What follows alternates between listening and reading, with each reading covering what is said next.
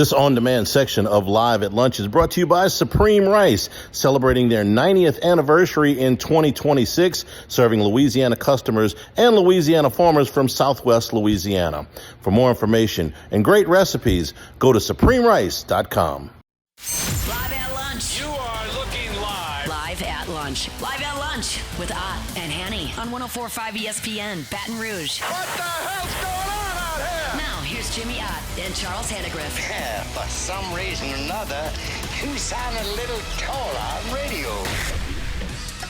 Is it live? Is it live? Is it live? Is it live? From Mike Anderson Seafood, Wesley at Nicholson. Welcome to the Tuesday edition Live at Lunch, 104.5 ESPN Baton Rouge. Charles Hannegriff, Jimmy Ott, Max Gotro, Jordan Kinch's back in the studio. Andy Isco with us today. We do first class, second class, no class on Tuesdays, and a Seminara will be with us too. Weather warmed up for you, Jimmy. You ask and you shall receive. So, had a nice day outside. Hope you can come by and join us for lunch here in the bar area at the Oyster Bar, right outside the main restaurant here at Mike Anderson's. So last night, the first loss for the number one team in the country, Arizona. We talked about this game yesterday going into the break, and the story was going to be was Kansas going to be able to hand them their first loss, and was Darryn Peterson going to play? And Peterson, if you just got out of football and you're like, okay, I'm going to start watching some more college basketball, Peterson is the likely number one pick in the draft next year. He's missed a lot of time with various things, hamstring, ankle, and last night, flu-like symptoms. Well, he ended up not playing, and it was a great ball game if you had a chance to watch it. Kansas ended up winning at 82-78. Just kind of a frantic final sequence where Kansas got a terrific block, and to get down to the other end, made their free throws going down the stretch. They had a very balanced scoring effort, and Kansas, who had had a little bit of up and downs with Peterson in and out, is once again looked at as one of those teams that's really dangerous, can make a run in March. And after the game, Tommy Lloyd, the Arizona coach, said, Kansas got a hell of a team. Let's not make this about Darryn Peterson. You know what I want to do, Jimmy? I want to make this about Darryn Peterson here for just a second, because and the game was great, and I want to talk about the game, but this is my question, okay? You have Peterson out there for warm-ups with flu-like symptoms. Flu-like symptoms. What are we talking about? We're talking about a fever. We're talking about a cough. We're talking about, it's chills, congestion, whatever. All I know about the flu one thing I know about the flu is it's contagious, okay? So if you have severe enough symptoms that you got to sit out of a game, I would think that the coach would be worried about spreading this thing to the rest of his locker room. You're in pretty close quarters. He was in the training room. He was out there for warm-ups. So if he's got tough enough flu-like symptoms that you would worry about somebody else getting it, why wouldn't you sequester him away from the team? And if they're not serious enough, you let him go out there and warm up, it seems to me that he would have played. That's just me. He didn't have flu-like symptoms. Okay. That's what I was kind of getting to. I know. So, okay, so what's the deal with this kid? He's a prima donna. What are you talking about? No, this is something new and different in today's era. He's extremely talented. He gets what he wants. People are begging, and they cater to him every need. No, he's pretty par for the course. Okay, right now, right? Fine. Huh? Okay, but if you are, he's the only prima donna we got, super talented. That all the handlers and everybody else is and Self has to deal with him game to game. This is not new. This is all year. He even pulled out in the middle of a game, right, against BYU. So didn't play the last 17 minutes. This is when you're going to be the prima donna, when you can play Arizona. He doesn't care who they play. Well, he's made that perfectly clear. He doesn't care if it's a big game or a crappy game. He gonna take off whenever he wants. Who knows if at the nutrition center they didn't cook his steak proper temperature. Who knows? But he is, when you said earlier, he is the probable number one. Man, he's trying to give you every sign. He don't care about winning or losing. I ain't taking him number one. That's what I'm saying. Well, you said that. Yeah, I ain't taking him number one. What I said yesterday is everything's even, and everything ain't even. Right. In such a tight, highly thought of freshman college basketball class. If you don't want to play against Tarleton State, that's one thing. He doesn't care. Well, okay. He doesn't care. If he doesn't care, then I don't care either about him. Right. Because if you don't want to play against Tarleton State, that's being a prima donna. If you don't want to play against Arizona, the number one team in the country, coming to Fog Allen Arena, then the hell with you. He could give a crap less. I've never, of all the prima donna stuff we've seen, I can't remember what you would consider a great talent not wanting to play in a game of this magnitude. I mean, maybe Nico, but he's nowhere near the talent that this kid is, before the playoff game 2 years ago. But the type of prima donna behavior that I expect is, he might think a more competitive game is more of a risk of injury. Yeah, maybe one of his handlers has told him that. We're playing Ball State, man. I don't feel like going out there for this. We're playing somebody out of the Missouri Valley Conference in November. They're not number one, but does he care more about number one versus number two as far as the NBA prospect, the draft board? I at this point, I don't know. Well, we had it. It was a couple Saturdays ago. BYU and Kansas. Yeah. And Kansas jumped out to a 20-point lead, and you said, man, they had to hold on. Well, that's because with 17 minutes to go, he tapped out. Right. He doesn't care about one versus two. He don't care if ranked number one. He doesn't care if it's Fog Allen on the moon. And when they play BYU, that's the most scouts that's going to be there because that's two of the top three. But it's also your way to really show the other guy up and maybe come away and say, yep, we saw these guys on the same court. He's a clear number one. And for a half, he was. Yeah. For a half, and then he quits. What was the game he hit the 2 threes? Was it Texas Tech that he hit the 2 threes in the last minute and they won? Or maybe it wasn't Iowa State because they blew Iowa State out. He hit 2 threes late in the game, and they ended up winning.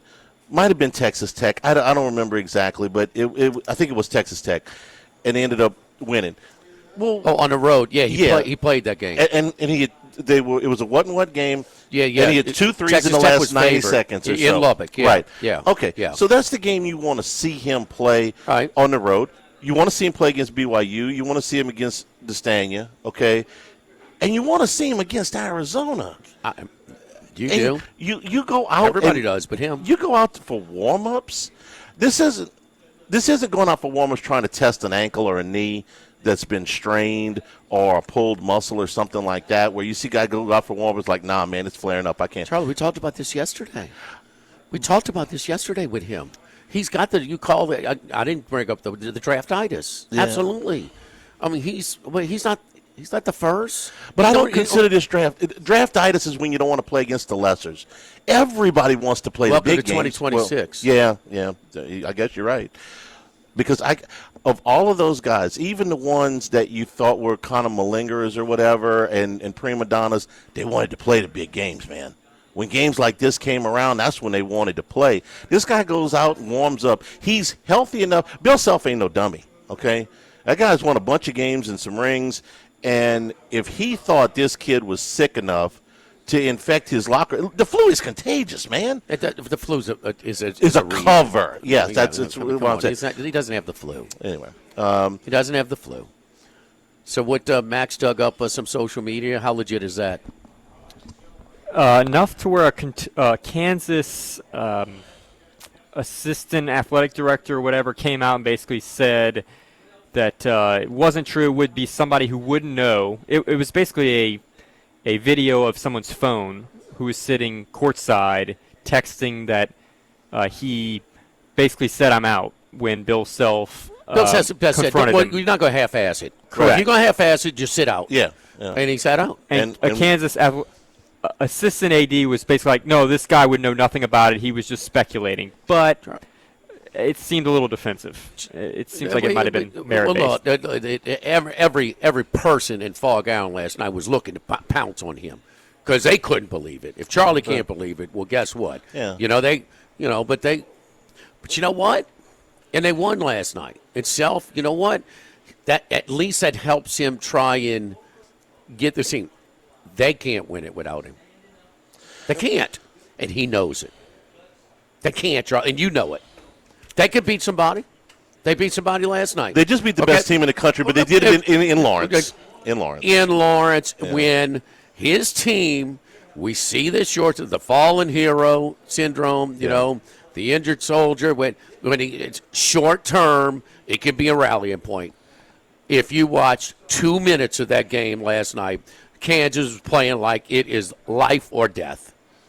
Yeah. I mean, they just out hustled, they wanted it more. Yep. To quote a famous Les Miles, they had more of the want. Yeah. They had more of the chest. They had the chest. But they did. And, you know, and Tommy Lloyd is okay because you don't want to go in undefeated in the tournament. You really don't. It's a little bit of a weight on your shoulder. They played well. They played okay. They should. That's not as good as they can play. No. But they didn't go in there and lay an egg. They did not play up to. They can play better than that. Oh, absolutely. I've seen them play better than that. But they didn't go in there and get beat by 20. Okay, they led most of the way, not by a lot, but they led most of the way. Well, they went off as 5.5-point favorites without him playing.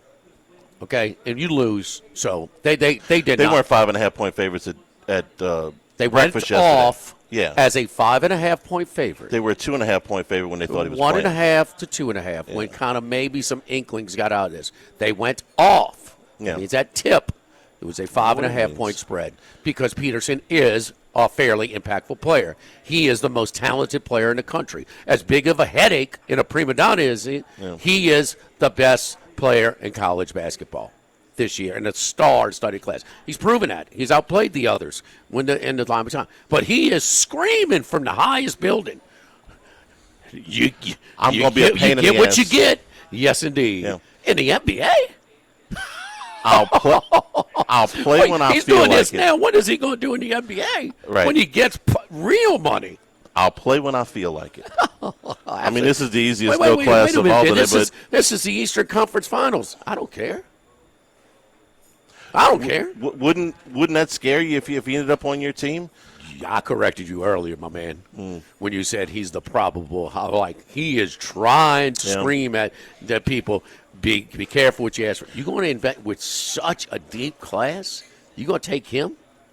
Okay, but he's going to end up on somebody's team. Of course he is. Maybe somebody ducks out on him first, but he ain't going past second or third. He's going to be the face of somebody. You have the first pick. You talk about the first pick. He's going to go high. Yeah. But if I'm first or second, and they got some really good guys out there that's showing a lot more heart than him. Watch DeBonsa play.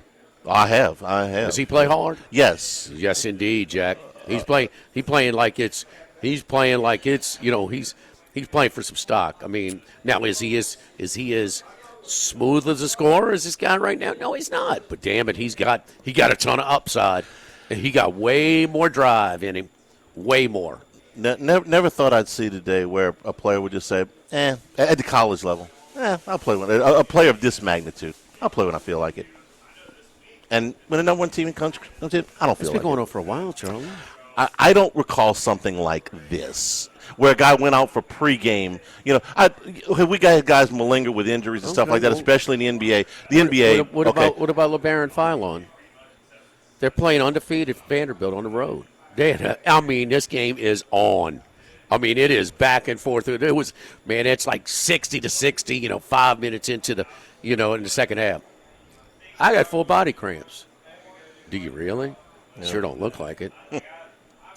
Oates, that's his best player. Yeah. Oates killed him post game. Now maybe he speaks a little bit, but he killed him after. Said, I don't know how does he get full body cramps? 17 minutes to go.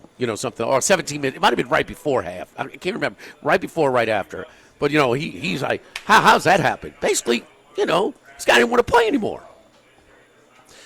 They should have come up with a better story than the flu. Because if you say, well, he's got a pulled hamstring, there's no way to prove that. You said the hamstring. That was before, yeah. He's had the hamstring. He's had the cramps. His flu was next. The flu's easy enough to disprove. You got mono next? Yeah, because if you got mono or you got the flu, hay fever. You get them away. Hay get fever, them away from Jayhawks. They got that wheat. I know you got the flu, but come sit next to your teammates on the bench so you can infect them. Well, that's why he's just throwing it in your face. He don't care. He does not care. If he's going to claim the flu, if he's going to sell it, stay home. No, he's in the damn locker room. This is why we don't watch the NBA in the regular season very much. Shoot around. Because of crap like this. I thought we were more immune to this in college basketball. Apparently not. All right, we're here at Mike Anderson's. Pediato wants to play. Pediato. Judge says no. Well, no. Give your boy credit. That's my first class. I'm getting that later. Give Sankey first class. Right here on my paper. Okay. Right here on my Give paper. him class because it's not getting done until this is what you call leadership. When somebody in a position of leadership, even at one of his league members, dismay. No, steps in. No, enough's enough. Because we finally have a breaking point where everybody is not eligible. Because when you talked about this, when nuts, Charlie, everybody's eligible. Everybody, LeBron James can come back and play for Ohio State. He going to make a statement about Trinidad Chambliss? No. Different case, but he's never been a pro.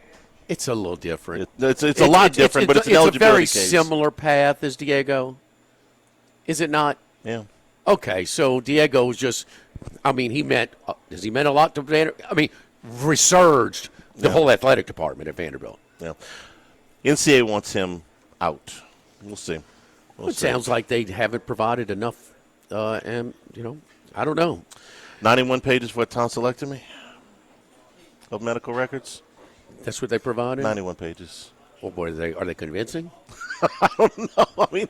91 pages. Well, the Constitution's like 3 pages. Mardi Gras opening weekend at the Box. You got a lot of things going on around campus, and don't forget that we are open on Friday, Saturday, Sunday, all the way through the day, 11 a.m. till 9 p.m. Now, Monday through Thursday, it's lunch 11 to 2.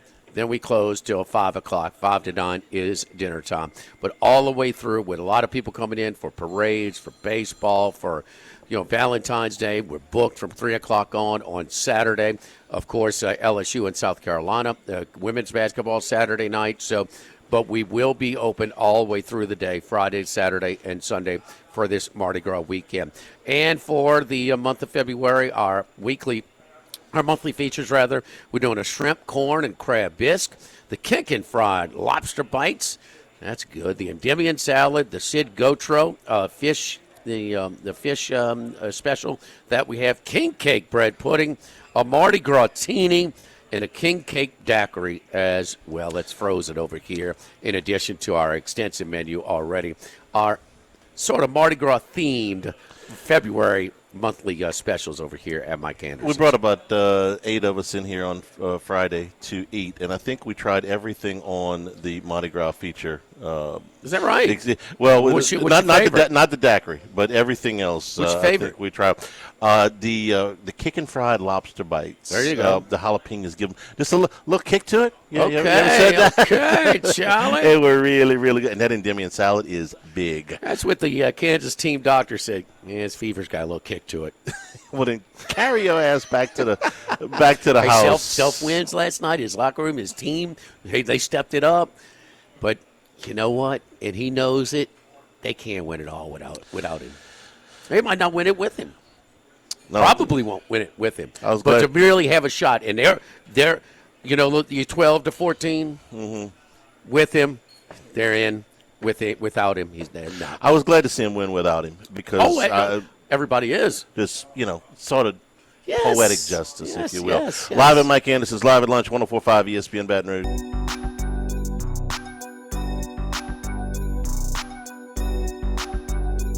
Live at Lunch with Ott and Yanni from Mike Anderson Seafood on Lee Drive on 104.5 ESPN Baton Rouge. Remember, you can always get the show on demand, 1045ESPN.com, LouisianaSports.net. A new Handycast up on YouTube, previewing the LSU pitchers, me and Dan Canterbury. We got 2 podcasts up right now, one on the hitters, one on the pitchers to preview LSU baseball, which starts in 3 days. It's brought to you by Supreme Rice and SupremeRice.com, celebrating their 90th year in business here in 2026. For more information, go to SupremeRice.com. Let's see what's scouting report on my boy Schmidt.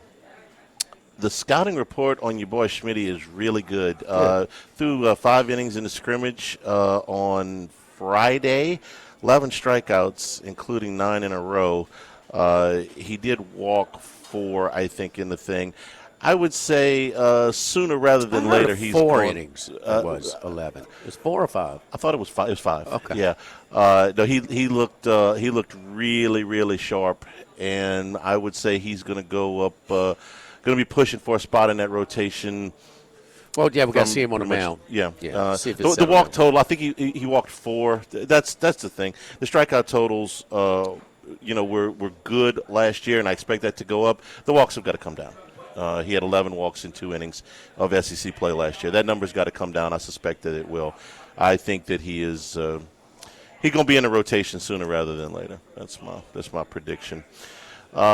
Couple other games I wanted to get to last night before we get to Andy Isco. Max, nice call on you loved Xavier yesterday, the Patinos, and they were getting a slew of points. They ended up going to overtime. St. John's wins it, but Xavier competitive ball game through. I was tired at the half. The whole game. The whole game, they're competitive. And St. John just a little bit better. But would you say right before we got on here, 16.5, I think is what they were getting? It was 16.5. Just a terrible spot. They both played UConn last. I know Xavier had gotten beaten by like 30, but they had a whole week to prepare for this game. St. John's off an emotional win, in the Garden against UConn. So even though it was in the Garden, I thought it was a great spot for the younger Richard Pitino. That's a hangover effect. You heard what Pitino said after. Said, how are you going to celebrate? He said, I'm going out all night. Probably till about the sun comes up, you eat a good breakfast and pass out for a while. And I told my team they got 5 a.m. curfew, extended curfew tonight. They didn't even hold back. They all chuckled about it and everything else, but, it was a celebration after beating UConn on Friday night. So, he's screaming to you, hangover spot. Yeah. Real hangover spot. They get the win, but nowhere near cover. Can't find much to do in New York after a big win. It's not a lot. It's a very, very sleepy little town. Will Wade and Company's 6-game win streak came to an end. They ran into a buzzsaw last night. Louisville shot 60% from the floor and from 3. And made all their free throws, too. They got absolute. This one, really from jump, Louisville got out to, I think it was a 12-point lead. They cut it to 5 at 25-20, and then Louisville was off to the races. They were up 20 at the half, and they won the second half by 21. So, I don't know. I didn't watch the second half. I found something else to do for an hour until Kansas started. Yeah, that's just bad. It's just one of those. Burn the tape. Okay, we went into a. Is that Will's worst loss as a coach? Got to be, huh? Unless it was something that, when he was at Middle Tennessee or what was Chattanooga. Chattanooga, excuse me. No, they're pretty good. He never lost a game here. What LSU? Never lost a game here by 41. I would imagine that it is. Louisville couldn't miss. I watched it first. I didn't need to watch it. They couldn't miss. Could not miss. So every now and then you just say, hey, look. Oh, it was more than just they were hot. They beat them every way they could. They got to more loose ball. They were hungrier. They beat the and NC State couldn't make a shot. They couldn't make a shot from 3 either. So just one of those. Try working the ball and get run the offense where you get some good shots. The quality of shots was a little bit lopsided in that one last night. No excuse for Will and his crew last night. You're going to win 6 in a row, including Clemson's only loss in conference play, which they go to Duke Saturday at Clemson. You beat SMU, where you made 10 shots in a row in that second half comeback. But no, they got he'll be the first to tell you, they embarrassed and beat every way. You could pick it. Just throw the darts. Get your list of, shot better, hot, hungry. Every facet that you could get beat, they got beat. Yes, last night. No question. And they're heading into a really significant portion of their schedule. They go home for 2. Miami and North Carolina, both tournament teams, both 20 to 40 RPI teams. And then they play Virginia on the road, who's a top 20 RPI team. NC State's net is at 29. They dropped a couple after last night. Lenardi's got them as an 8 in their latest bracketology. Right. So they've got some room, but this is a pretty significant part of their schedule coming up with Miami and North Carolina both going to Durham. Significant for what? If you were to lose, I would say 3 of your next 4, Miami, North Carolina, Virginia, Notre Dame. You lost 3 of those 4, you'd be on the bubble, even with the high rankings of Miami, North Carolina, Virginia. And then you finish with Duke and Stanford. So it would have to be a collapse to get them on. That's what I'm saying. These are 3 top 40 teams. None of these games are unwinnable. None of these games are unlosable. There's not a gimme. I mean, they'll beat Notre Dame, I would imagine, but Miami, North Carolina, Virginia, that's a tough stretch. Well, those don't hurt you. You know, Notre Dame does. Stanford does. You know, and you play Duke. You just don't, kind of like we were talking about with Georgia the other day when they were in the 30s. Don't lose them all. Well, don't lose them all. See how good Joe, because they were playing really well. They had won 6 in a row going into last night. Virginia Duke's not going to kill you. North Carolina's not going to kill you. The last night's game. As long as you don't lose them all.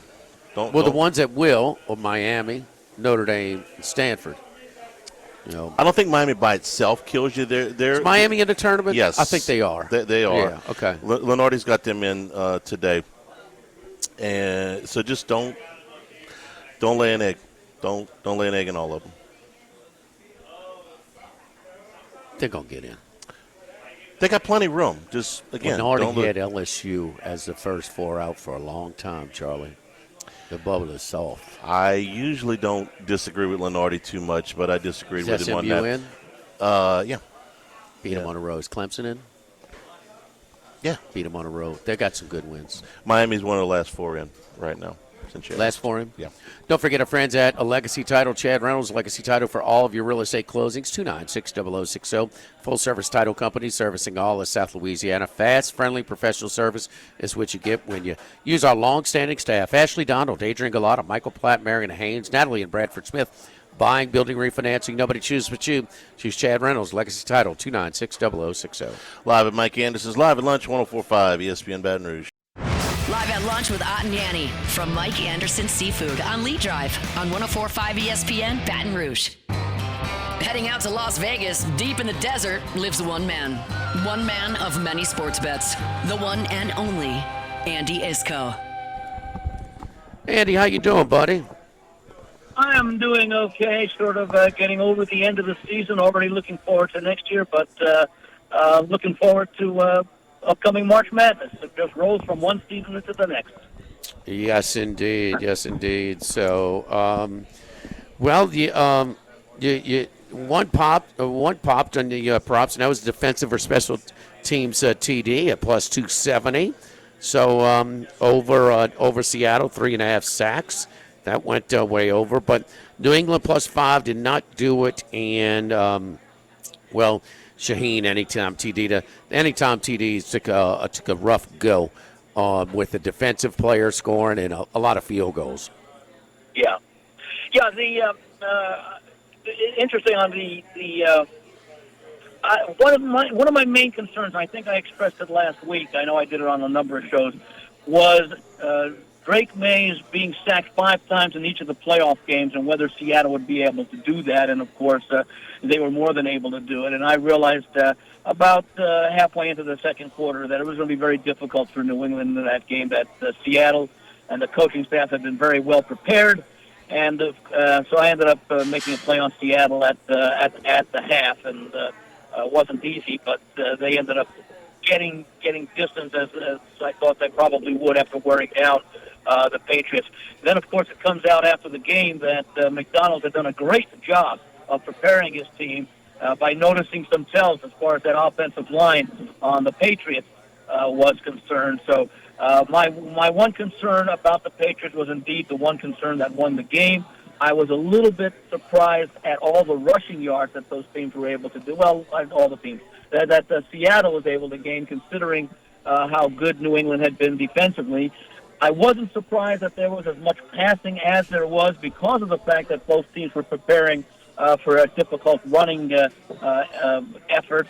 But of course, Walker winning the MVP more than dispelled that concern as far as the running game was concerned. So, all in all, it's the second straight year that we've had basically a one-sided Super Bowl, and I was on the right side last year, the wrong side this year. Do we take away, how much we have to some? I mean, I'm sorry, you gotta slight the Patriots a little bit on this Super Bowl appearance, on the path that they got here. The record is a record during the regular season, okay. Although it's the NFL, record should not be as impactful, but still, it was a soft schedule as far as NFL standards are concerned. And then situationally, I mean, San Diego, or the Chargers rather, their offensive line was shot. I mean, how bad was the Texans quarterback? Houston. I mean, Houston.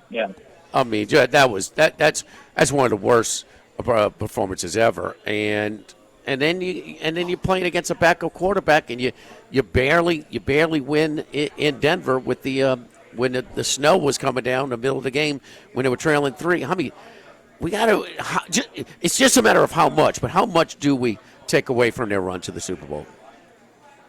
Yeah, it's still an impressive effort. Again, I didn't really take much out of the last 2 playoff games because of the weather conditions, especially the one in Denver. It affected both teams, and we knew we weren't going to see the best games at either team of those actually the 3, because you put Houston and Denver in there, that we weren't going to see the best games from them, nor were we going to see the best game from the Patriots, because they were going up against a couple of really good defenses in less than desirable conditions.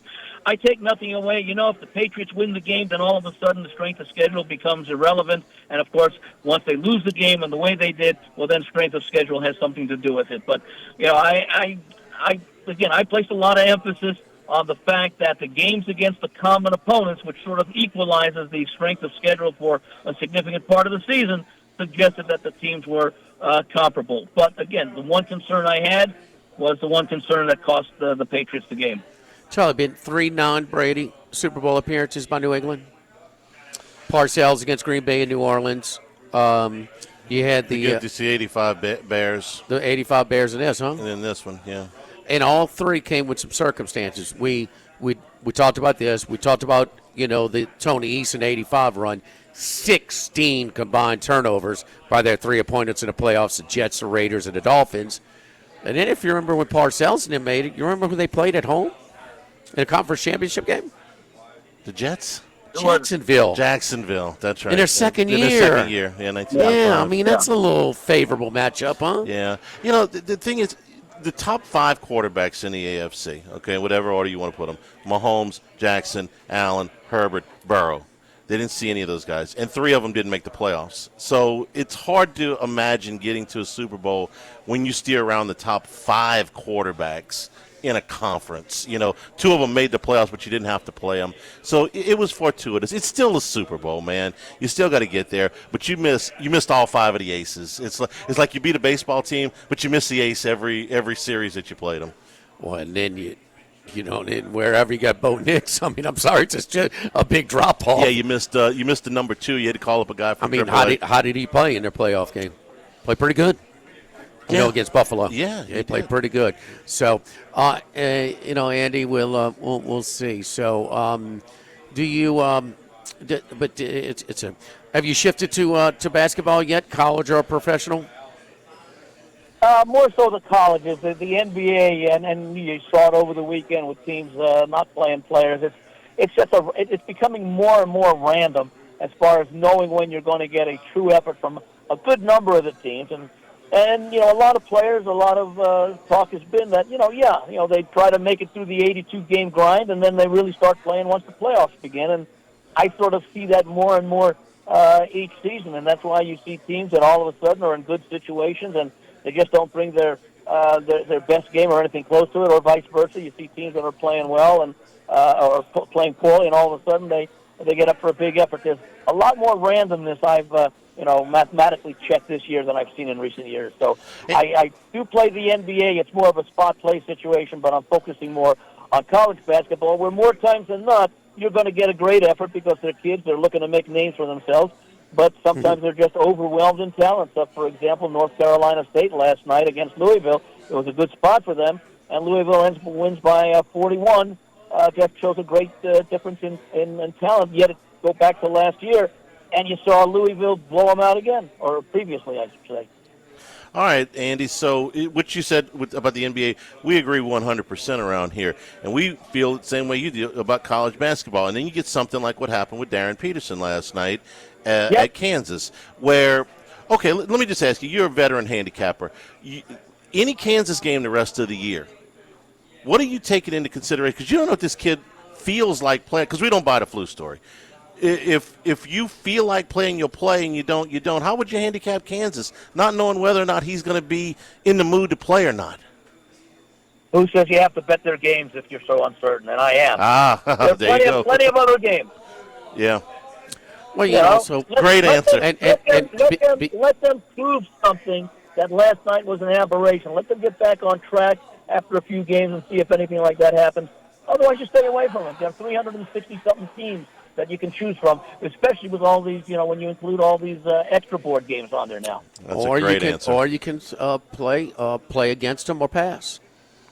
Because but if you're playing against them, you're still playing against probably the more talented team overall in most games. If you play against them early yesterday, you get 4 more points than then you get beat the. We saw what if you play against him in game, he might quit like he did with 17 minutes to go 11 days ago at Fog Allen against BYU in a game that was billed as the top 2 draft picks going toe to toe. And I've got to cut this short. I've got an important call coming in right now, so I apologize. Go ahead, Andy. All right, buddy. Follow Andy on Twitter at VegasAndy711. Vegas Andy. That's me. Bet against him or pass. Yeah. What do you mean? You could come. Say you bet yesterday. Okay. Who do I like? I'm going to take Arizona -1.5. Well, when he's out, you got a 4-point middle at the least. Right. In college basketball, which is a ton.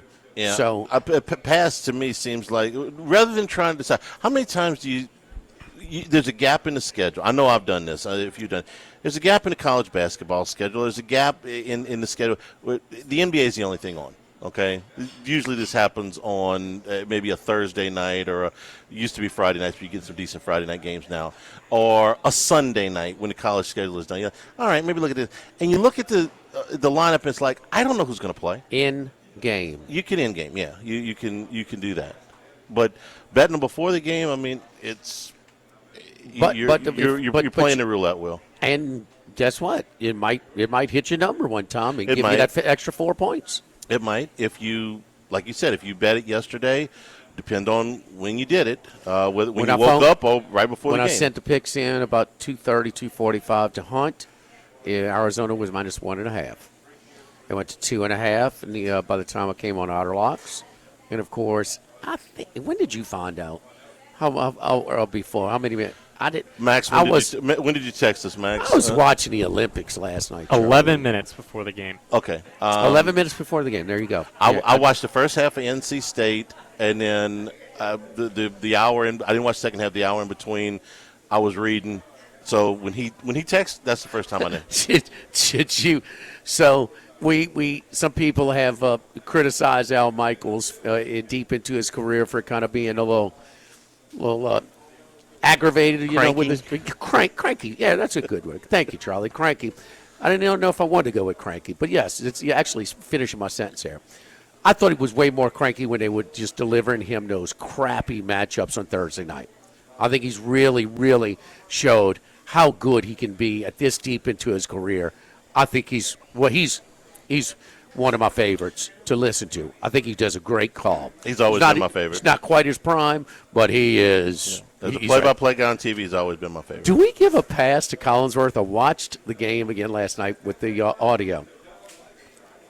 And the game just gave him very little to kind of latch onto. He's like, well, this still is a ball game. I mean, when it's like when they score and then they get the ball back. What was that, 19-7? So, I mean, we're one score away from a one-score game. It's not hurry-up mode yet. But then remember when he throws that one?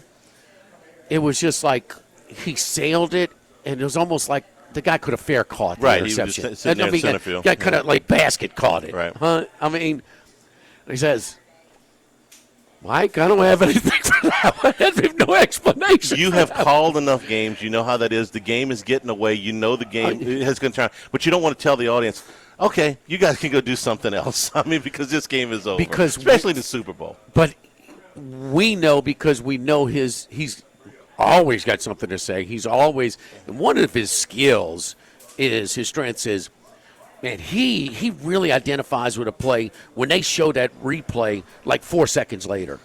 He knows how it developed. Yeah. He's really quick at that. He watches a ton of film. Okay, but he's watching it live and translating it to the highlight. And I don't know if there's a communication to go to this.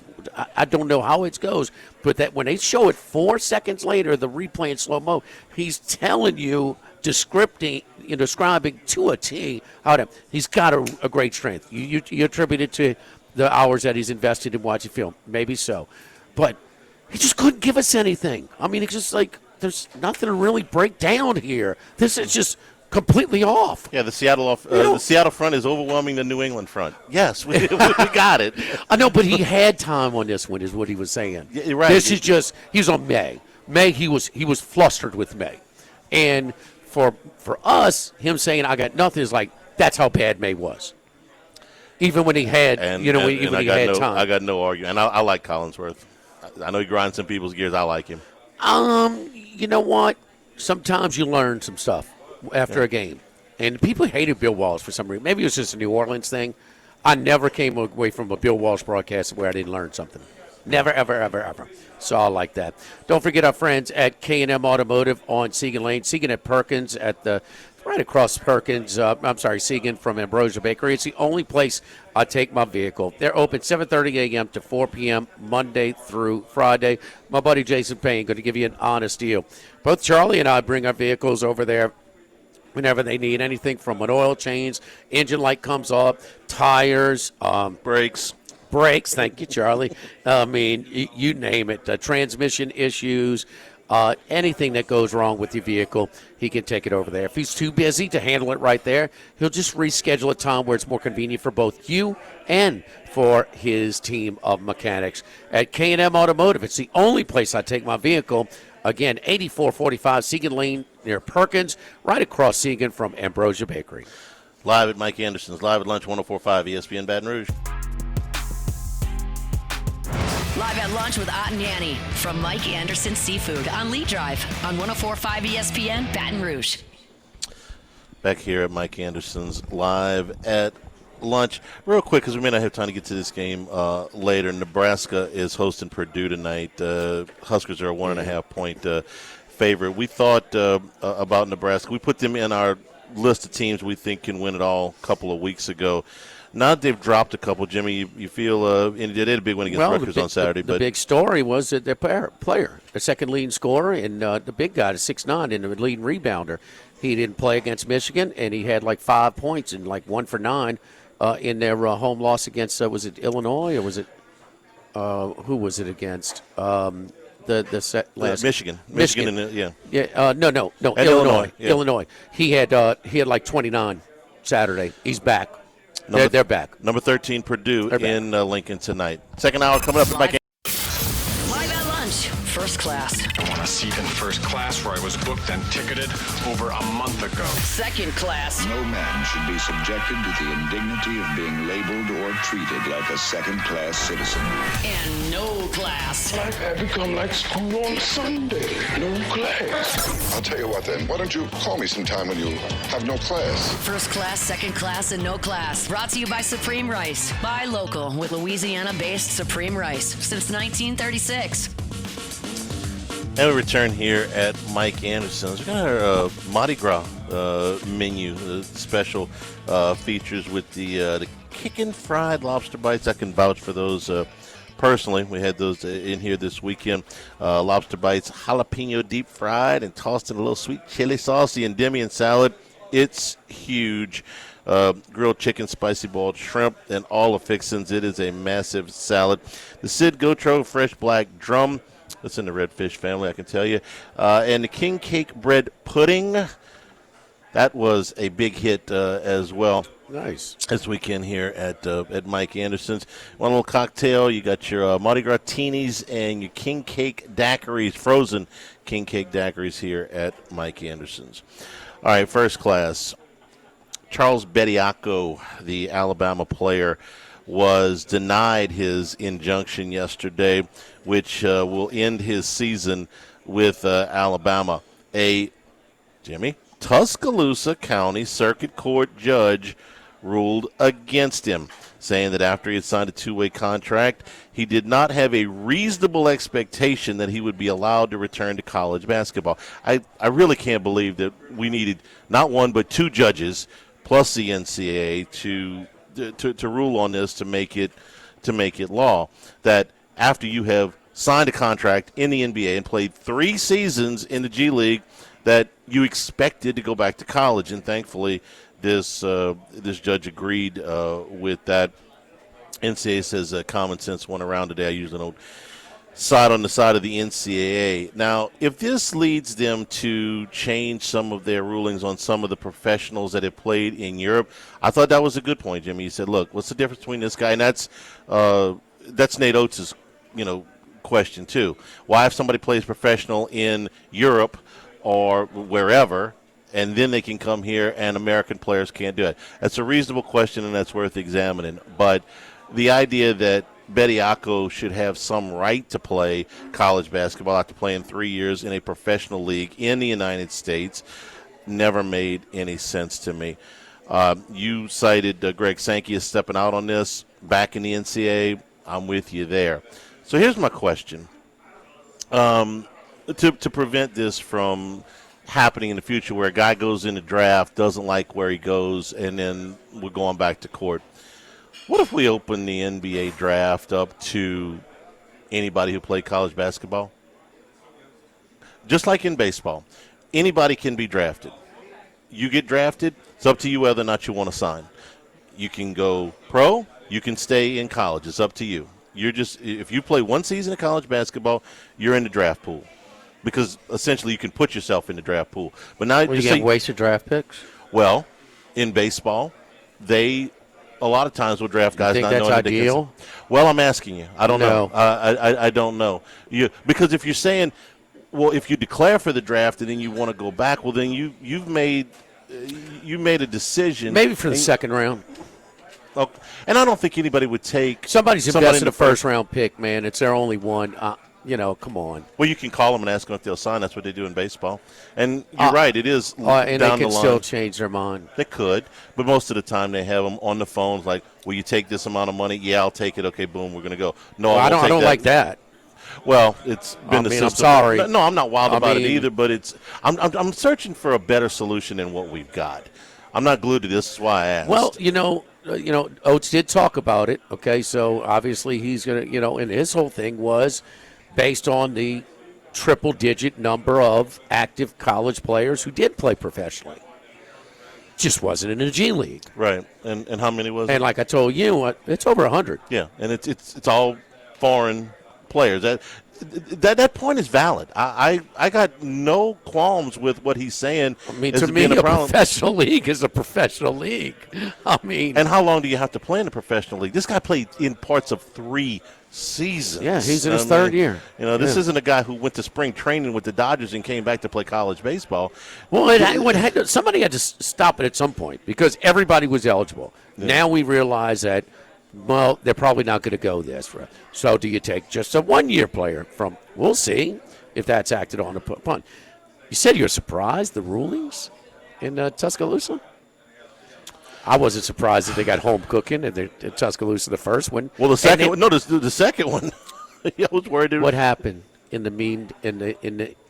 between the first and second ruling? The commissioner spoke up. You think this judge is going to rule this way without the commissioner speaking up? I don't.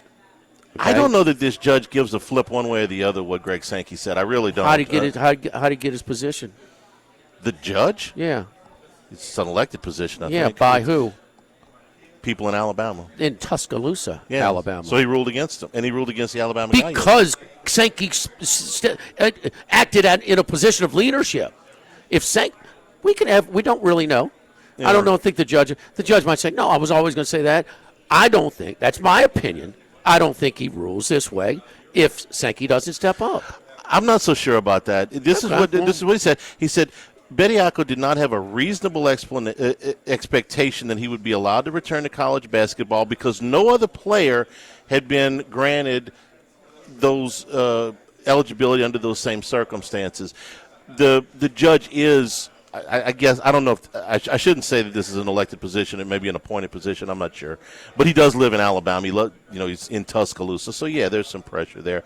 I don't know if the Sankey thing swayed him or not, Jimmy. The Sankey thing cleared the path to make it easier for the judge maybe to act in a reasonable way as well. Okay. Do you think the people of Alabama or Tuscaloosa in his jurisdiction who probably have to vote for him to maintain his place on the bench, well, you think they're thinking realistically?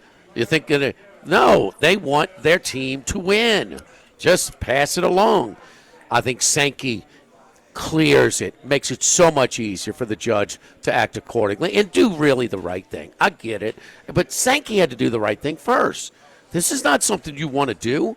And who is believed to have the most influence in the conference? It is Alabama. Have we not discussed this to the nth degree? Yeah. And he ruled against that program. I mean, or he spoke against that program. He took a stance. True leadership. Sometimes it's unpopular. Right. But we. Yes, I know his common sense. You said, but we tend to flip our opinion on things around here a little bit. Lane Kiffin, when things change, whether he's in Oxford, he's in Baton Rouge. So don't act like this is just of course, yes, of course he's going to do this. I don't think it's getting done without Sankey's statement. Nor do I think that it provides him much political cover if he's worried about being reelected. And again, I don't know if this is an elected position or an appointed one, because the coach, who's got more sway in Tuscaloosa than the commissioner does, came out and said, we're very disappointed in the system, the NCAA, the courts, the whole thing. And Oates is a fairly popular guy over there. So I don't know if he's looking for political cover, I don't know if he got it. Because I talked to my son, said, after Sankey said, this Bediako thing's probably he's probably going to be out. After Sankey's statement, he goes, and they don't think right all the time. They just want him out. They want to win. Sure. Period. They don't care. They want to win. Like most. I know, Dad. So they kind of resigned to the fact that he was going. The Sankey statement sort of changed the climate. It was nobody was shocked. Oates, still on his coach's show, has to give his side. This is why I do it. They got hundreds of guys. They got all kinds of guys that play professional that are playing college basketball right now. And again, I think Oates has a point when he's talking about European players, all foreign players, as opposed to players in the United States. So let's figure out a rule that works, that everybody, like it or not, is going to abide by. Second class. But some of these professional players, overseas, also, their rights are owned by NBA teams too. Yeah, they are, and some of these guys are playing professional basketball at 14. I was going to say that. I was going to paint that picture too. Yeah. A guy like Luka Doncic and his, that's what they do at an earlier age. But how many guys do we see at 24, 25 are playing college basketball? A lot more. A lot more than we used to. Yeah. That used to not be a thing. Second class, LSU, South Carolina on Saturday. LSU has not beaten South Carolina women's basketball since 2012. They have lost 5 straight under Kim Mulkey to South Carolina. Is this the year that they break through? And I think it is. I think LSU's got a roster that is way more comparable to South Carolina's. It's deeper than it has been in most of these other matchups. Now, LSU won a national championship in a year that South Carolina thumped them pretty good. So you can still win the whole thing if you don't beat South Carolina. And they are not the number 1 team in the country right now. They're number 3. But Jimmy, just maybe it's just the spot. Okay, South Carolina's got to come to Baton Rouge. This is one of the tougher tickets that I've seen here in a long time for anything in that building. LSU, at their best, can play with anybody. They can score with anybody. And South Carolina, they're still taller, but I don't know that they're very much deeper than LSU right now. So this is a great spot. And LSU's had the week off. They don't have a midweek game. They had an easy game against Auburn on Sunday, even though it was a road SEC game. I think the Tigers get them this time. I think they're ready to snap the streak on Saturday night at the PMAC. 7 LSU, o'clock. South Carolina, 7:30, I think. But Saturday night, good with a chance to be great. Great matchup.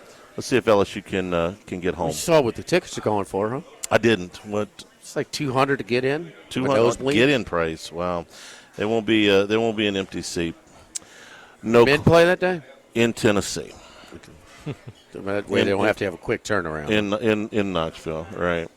No class. A lot of times we try to do some stuff tongue in cheek. We'll make fun of some people. I had this story, and I didn't realize quite how bad this was.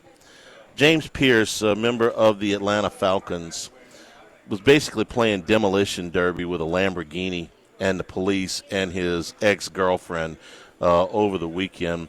WNBA player Rakia Jackson told police this story is ridiculously horrible. She broke up with Pierce. They had been going out for 3 years. She blocked his number, so used another phone to text her. She said to leave him alone. Saturday morning, she noticed that he was following her. He's in a Lamborghini SUV.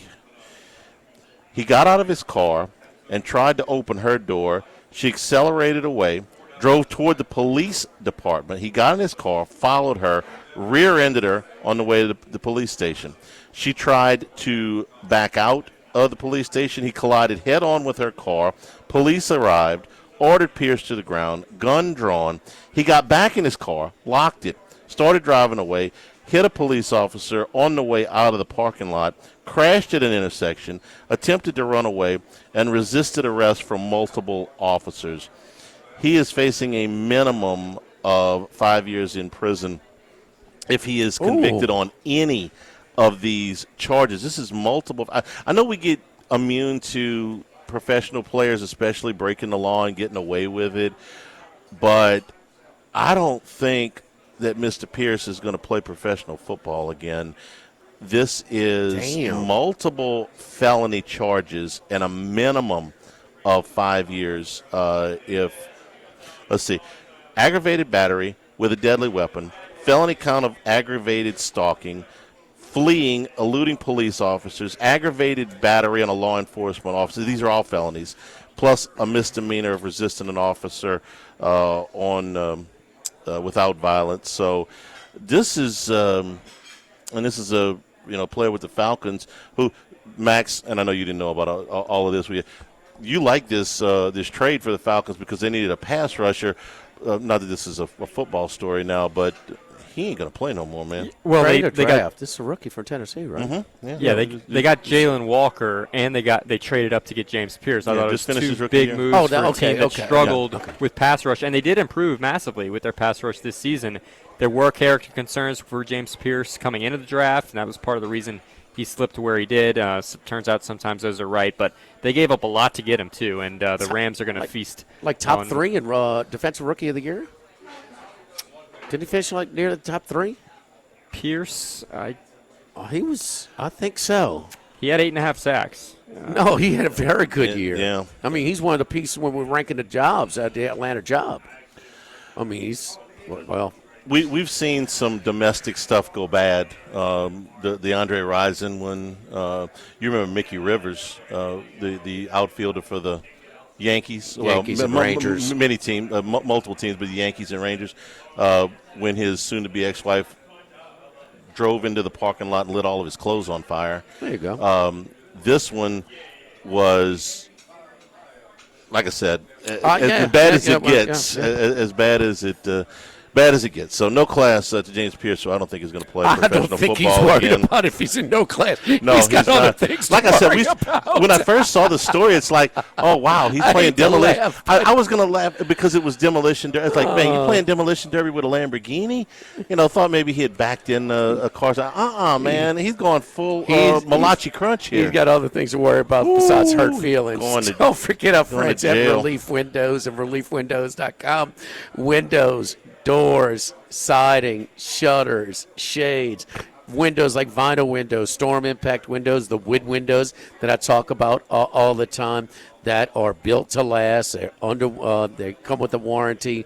They are functional and they look great. If your homeowners association requires wood windows, nobody else to go through than Relief Windows. The doors, we get the French doors, sliding glass doors, exterior doors, siding, vinyl or hardy plank, shutters as well for interior, exterior, all of our shutters. You can view all of our inventory online at reliefwindows.com. So if you're in the market for any of these, you have to do like I did. Call 288-8138 and call Relief Windows at reliefwindows.com.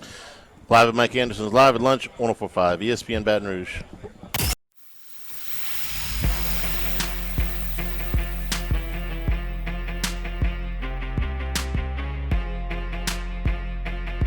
Live at Lunch with Ott and Yanni from Mike Anderson Seafood on Lee Drive on 104.5 ESPN Baton Rouge.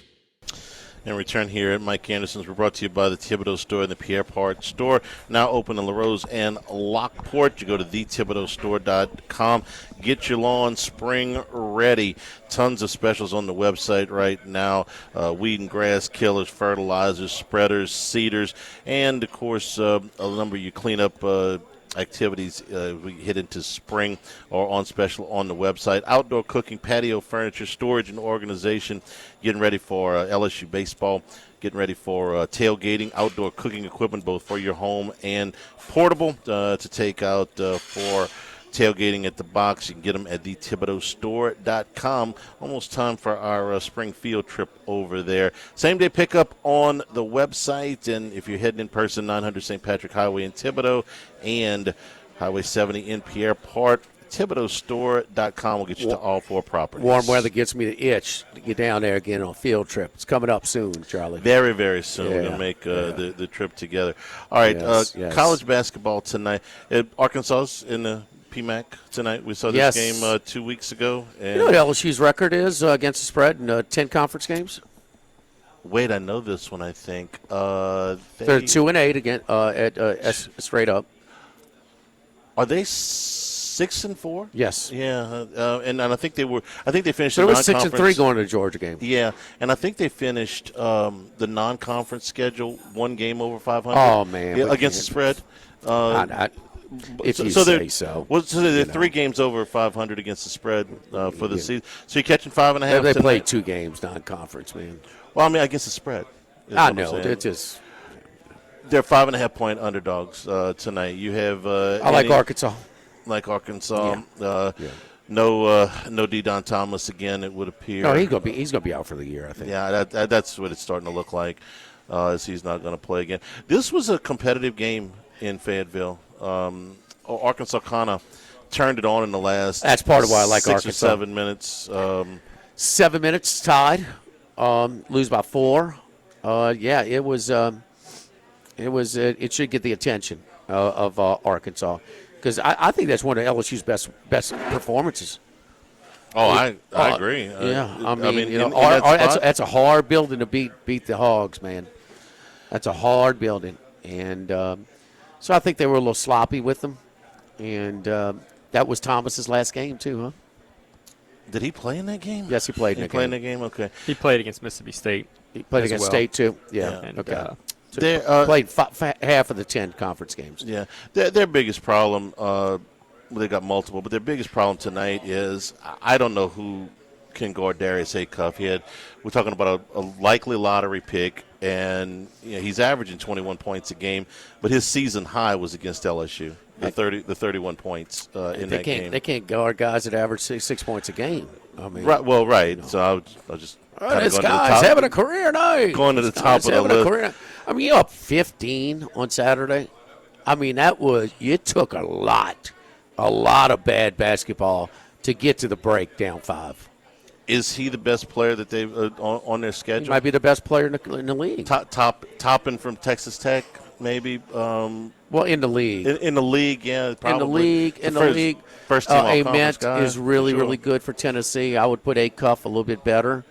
I mean, you got Houck from Florida is really, really good. I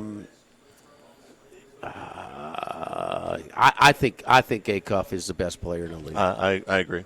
And he had a monster game the last time. We had a chance. We were a little bit jammed up against the break with Purdue and Nebraska. Nebraska's a small favorite. Yeah, at home. that's going to be one of Ace's picks, who was 2-1 last week. And like I said, Rink Mast is a 6'10" senior from the Netherlands. Probably has a little age on him as well. He was out sick. Now he had the flu. And he didn't even dress. He came back after they gutted it out and played Michigan very tough. Came back against Illinois, but he went straight back to the hospital because he had to get fluids. He lost some weight, and he was not himself again against Illinois. In the game against Rutgers on Saturday on the road in Piscataway, he goes for like 29. So he's back again. So, it's not just, Nebraska came back to earth.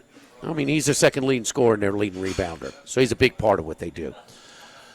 Another game. This is what I'm looking at tonight. Tell me what you think of this theory. BYU coming off that the loss against Houston on Saturday. Every time they've had to step up in class, they've been beaten. They lost to Arizona. They lost to Houston. They lost to UConn. They lost to Kansas. They lost to Texas Tech. But, man, you get them into that B group, and they've had one slip-up the whole year against a team that is outside the top 15. That was in Stillwater against Oklahoma State. Yes, a couple and of that's weeks the one that concerns me. Yeah. And they were really kind of, I don't want to say non-competitive, but close. Oklahoma State was kind of a comfortable winner there. They were. But this is my reasoning. They have lost 4 straight, so there should be a sense of urgency. This is not a very. Well, I thought that the other day. I thought that against Oklahoma State. This is not a very good Baylor team. There's not a really good win on their schedule. They're 3-8 in the conference. This is a spot where worst team. Now, tell me another team was as bad as this. What was maybe his first year when he taken over with the probation? Yeah, but recently, yeah. I like BYU tonight. This was 2021. It was for 5 years ago when they dominated. Was that it? Yeah, the national championship season. So that's one I like a little bit tonight. I think they come back on the road against Baylor. They're a small it's favorite. Tempting, but that Stillwater trip it keeps me from has scarred you? Having any confidence, in BYU away from home. You know how long he's What's been. What's their best win away from home? BYU's best win lost to Kansas. Yeah, they lost to Texas Tech. They did lose to Texas Tech.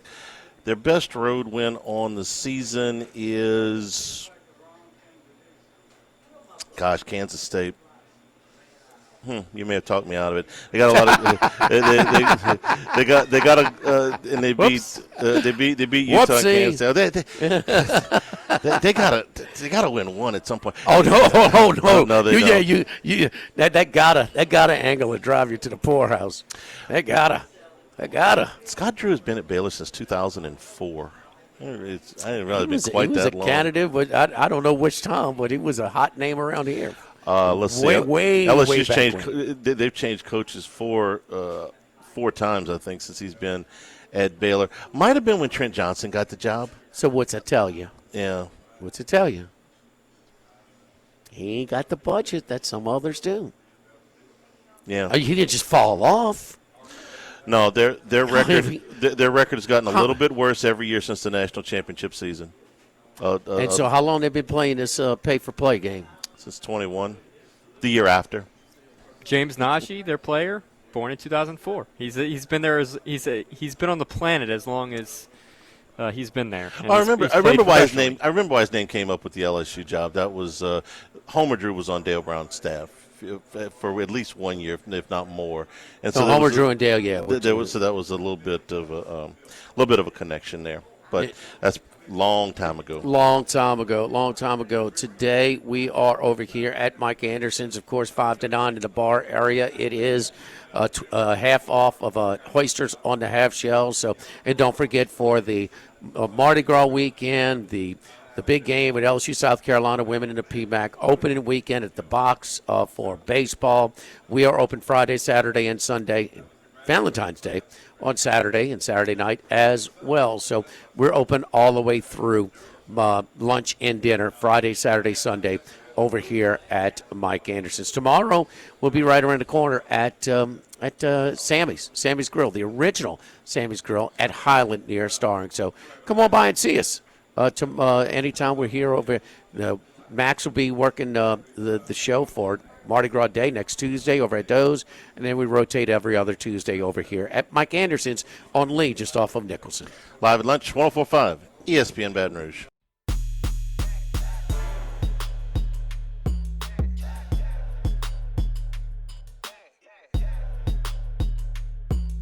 Live at lunch with Ott and Yanni from Mike Anderson Seafood on Lee Drive on 104.5 ESPN Baton Rouge. All right, it's Tuesday. Let's go up to New York. Veteran handicapper Ace Ciminero, who was coming off of a 2-1 week, and also gave us a nice alternate line pick for the Super Bowl. Good job, Ace, with the Seattle Seahawks minus 13.5 that paid plus 245. How'd the rest of your Super Bowl go for you? Absolutely outstanding. Released to my personal clients. Patriots Seahawks 4.5.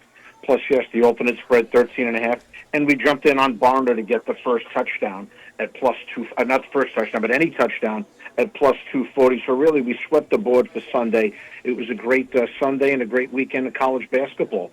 Way to finish the football season, and now just really looking forward to a great year with colleges. All right, let's get to your free picks for tonight, and let's start off in the Big Ten. And it's a game that we were discussing earlier on the show. And Nebraska, undefeated, and then lose 2 at Michigan, and then at home to Illinois. And the real story there is not just them falling out of a tree, but Rink Mast, the 6'10 senior from the Netherlands, who had the flu, did not play in the Michigan loss, and then was highly ineffective, lost some weight, went straight to the hospital when he came out, got back on track at Piscataway over the weekend in a nice road victory by double digits. Nebraska, you looking at the money line here against Purdue?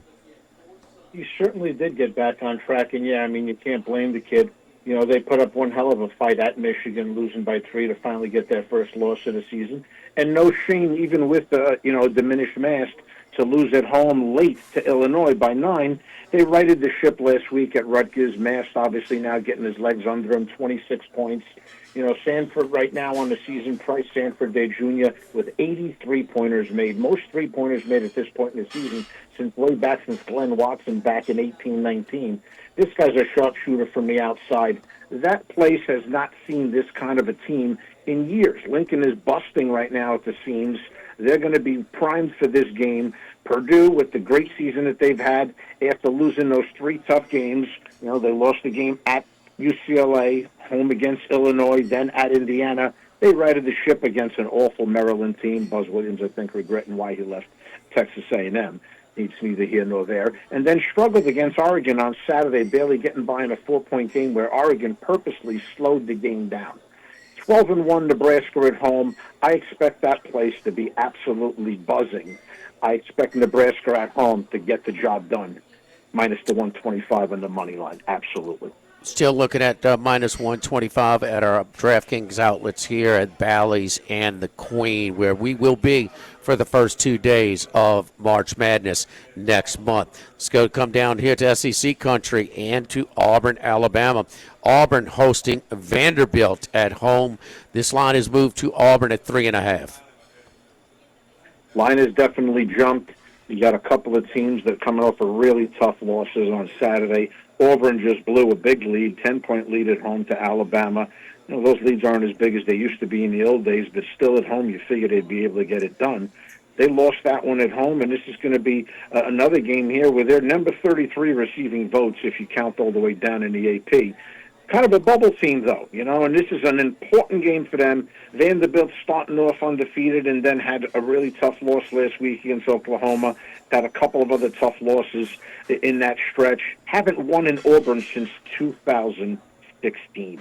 Auburn, for that fact, hasn't lost back-to-back games at home since 2021. Expect Keyshawn Hall to absolutely light it up and Auburn to get that job done. I don't really like laying 3.5.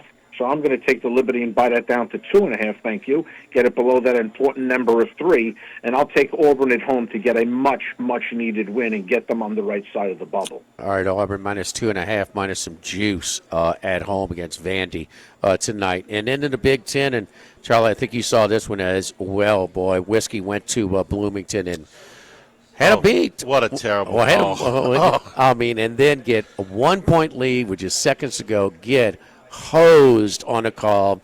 Indiana knocks down both free throws. Thanks for shopping. A little home cooking in Alumni Hall in Bloomington. Now Whiskey has to get back up off the mat after a brutal call and go to Champaign to take on the red-hot Fighting Illini. Double-digit spread here. See that point right now going up to like 11.5. Obviously, let's not forget that they were the first team to beat Michigan. That's an extremely important win there for that game. Illinois, obviously, in the Big Ten, everybody's going to play big games every single week pretty much. You're not going to get a breather. And they've had a couple of tough games that lost last week at Michigan State. I'm happy to say that we had Michigan State on the money line Saturday night along with Kentucky as well, which is one hell of a comeback. But it was a great Saturday night. But, yeah, these games are going to be tough no matter what. You're never going to get a break. And right now, with the fact that Nolan Winter's really coming on for Wisconsin, that big 7-footer, takes a lot of pressure off of Blackburn and Boyd. With that 2 guards right now and that third scorer of Winter added in, you give me those 12 points, I'm going to buy that up to 12 points. And Wisconsin getting 12 points out of Illinois, to me, seems like the right side. Now, I would love for everybody to get on board. You can text me, all right? Text the word free picks to 631-805-6165. I offer daily free picks on there. Every day you'll get a pick texted to you early in the a.m., okay, for free. Again, 631-805-6165. Doesn't cost anything. Get on board with my free pick service. You'll see how that does for you. At some point, if you want to call me directly, I'll let you know how to do that. But absolutely, looking forward to a great college basketball season. Nebraska money line today. Auburn, buy that down to below 2.5. Get on the Badgers and their high-scoring team right now. They never used to be, but right now they can put up enough points, absolutely, to stay within that spread. Get on the Badgers plus the 12. And once again, you can text me, and I'm sure Jimmy will let you know, 631-805-6165. Love to get as many people on board before the tournament gets here. It's going to be here. Just that simple. 631-805-6165. 631-805-6165. Text free picks, and Ace can put you on the list. And if you want to take it to the next step and get on his paid list of plays, he'll let you know how to do that as well. Ace, let's keep it going, man. Let's keep the winning ways going. Good luck to you tonight. We'll be back in these with our own plays as well. We'll talk to you later. Absolutely. Thanks, Jimmy. Best of luck to all your listeners. All right, there is Ace Seminara, veteran New York handicapper, giving us our college basketball picks each and every week at this time at 12:30. So Tuesday and Wednesday nights, by far the best college basketball cards, man. Yeah, they've done a nice job of kind of splitting up the SEC action. I know the last 2 I weeks wish Thursdays would have a little sprinkle. Thursdays is the worst. It's horrible because they put some good games on Friday nights now. You'll get a couple. Not a ton, but at least a couple. couple. I like to socialize on Friday night, Oh, I'm so sorry. I'm sure you'll find some way to get a little. Charlie. Thursday night I want a little sprinkle. Can I get a little sprinkle on Thursday, Charlie? You know what you can get really good matchups. Women's basketball on Thursday nights. That's when a lot of the best games are. Is that right? SEC Thursday nights, you get some real good games. Real good games. If you go I'm that not route. there yet, Charlie. Okay, I'll trying to help you out. You asked for some menu. I know.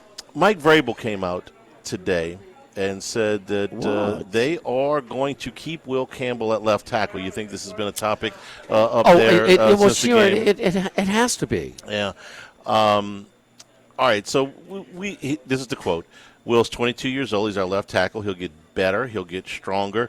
There are moments he played well, moments he blocked the guy. There are plays that he'd like to have back.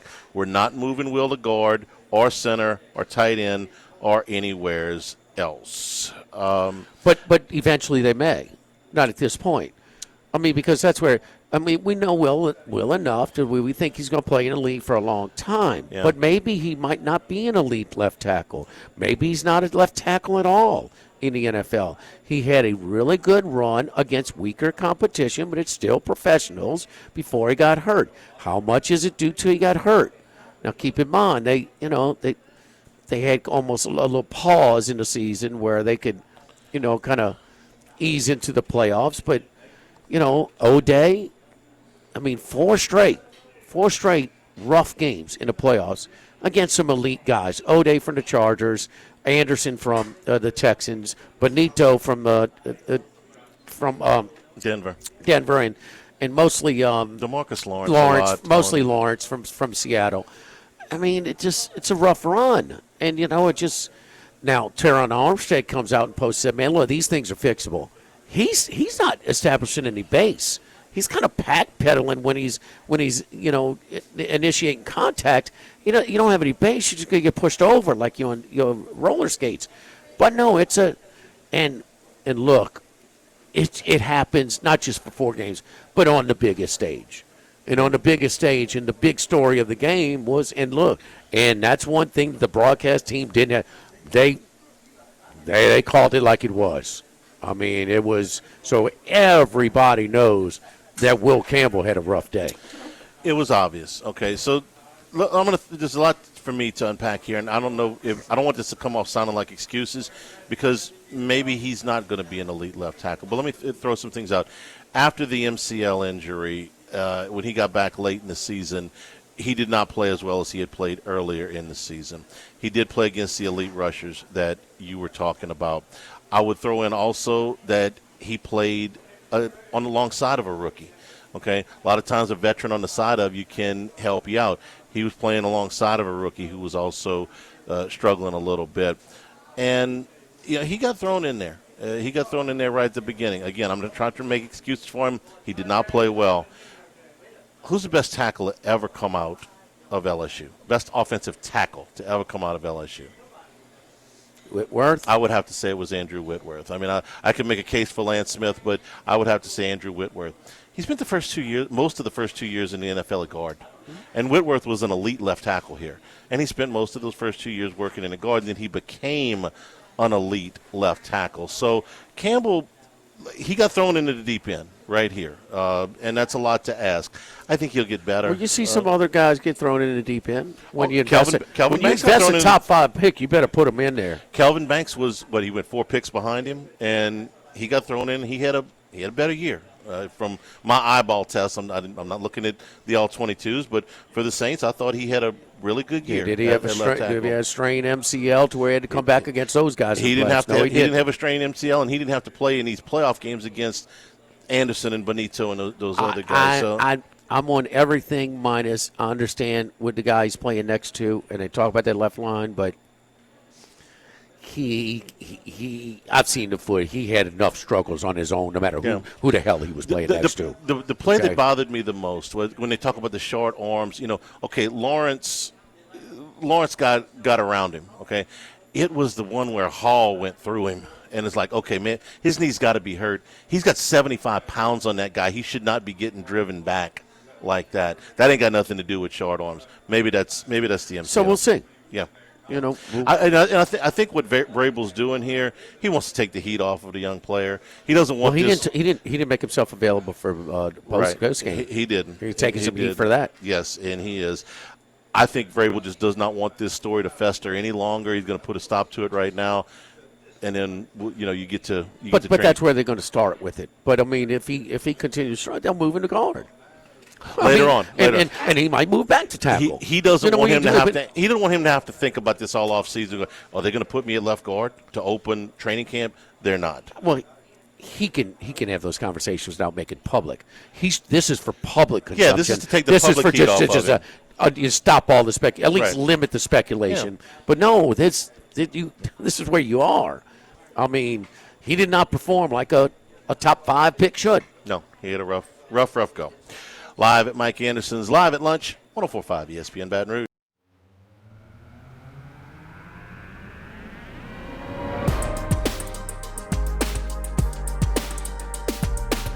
Live at lunch with Ott and Yanni from Mike Anderson Seafood on Lee Drive on 104.5 ESPN Baton Rouge.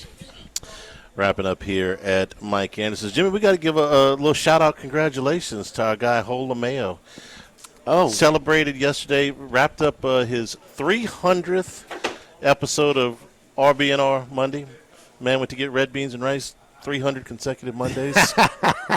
He has respect your body. He was good yesterday. He was at Queen's Cuisine. I mean, he's got the chameleon red beans. He's got Beta. I mean, I have Gas X. I mean, my God, Mayo. Jeez, man. How many of those have Boy, you watched? from Chalmette. I mean, because I watched it. I mean, it became like a Monday thing for me at some point. He's funny. I've been to a number of the places that he's reviewed. He was just on in Gretna, Chicken's Kitchen. You would probably know favorite of even more of these my places. godchild. You would probably know even more of these places than I do. Queen's place, Queen.